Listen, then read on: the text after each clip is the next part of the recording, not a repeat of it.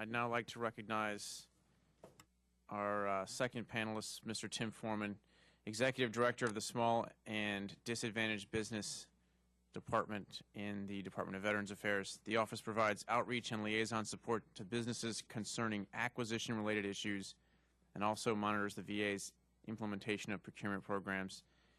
And I didn't mention this at the outset, but everybody's going to be on a 5-minute clock. If you have a couple more key points to make at the end of the 5 minutes, I'll be a little bit lenient, but we have a lot of folks today, so we're going to try to ask you to use that as a good guideline. Thank you. Mr. Foreman. Good morning, Chairman Nye and distinguished members of the subcommittee. It is a pleasure to be here to represent the Secretary of the VA, Secretary Shinseki.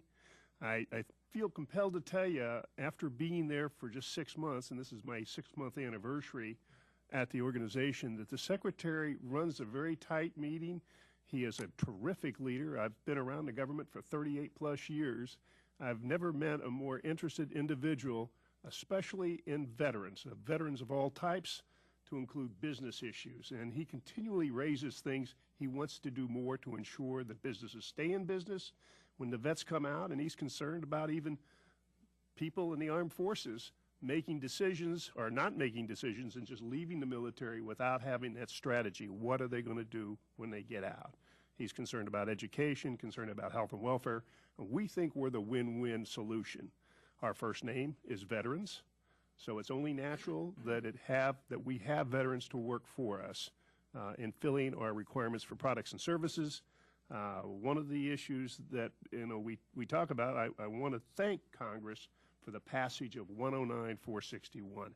It has given us the ability to increase our dollars and percentages, and I will give you just a quick example. Back in 2005, we were at 1.3% to service disabled veterans. As of this year to date, we are at 18.4% to service disabled veterans, over $1,700,000,000. We suspect we're going to break last year's record on dollars, which was $2.3 billion. Just another little hint of success, in the ARRA money, we were at about 82% spend rate right now, of which small business is 83%, and our veteran-owned small business are 80.6%.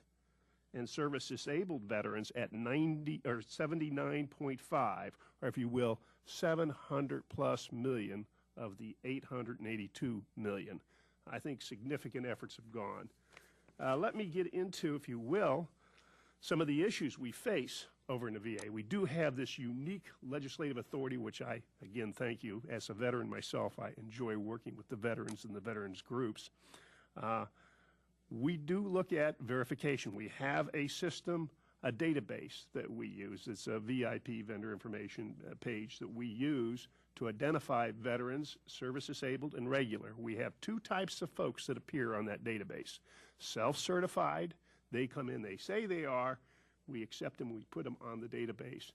And the verified firms, those that have a special seal, we actually go through the verification process. When I came on board, there were some problems. I think even in the GAO report, one of the verified firms that was challenged and found not to be a service-disabled veteran was in fact verified within our database, but we weren't calling for complete data. So the first thing I did is said, wait a second, we got to stop this. We got to ask for all the data we need.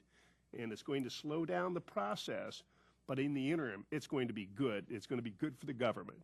So that's one of the things that we did. We're actually moving the backlog around a little bit. We're working it down.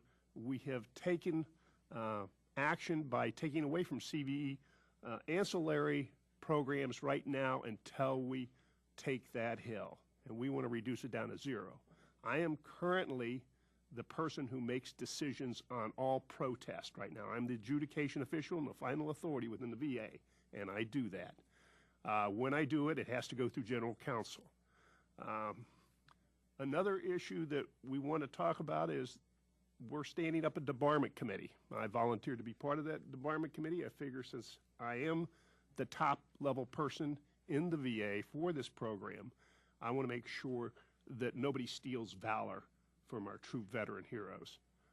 So I'm going to be that, and not only that, they turned around and said, would you be interested in being the chairman? We think you're the right person. And I said yes, and the secretary thought that was a great idea. So with, I got 30 seconds to go. I got so many things I want to say, but I think we've done a good job. I think we've got a good system. Is it perfect? No. We are going to work until we get it right. But remember, one thing we want to always remember, I try to keep the barriers to entry low, because you don't want to keep out valid service-disabled veterans because you raise it too high. But you have to raise it up a little bit to keep out those that are going to steal valor. And we want to keep it just high enough. So with that, thank you very much.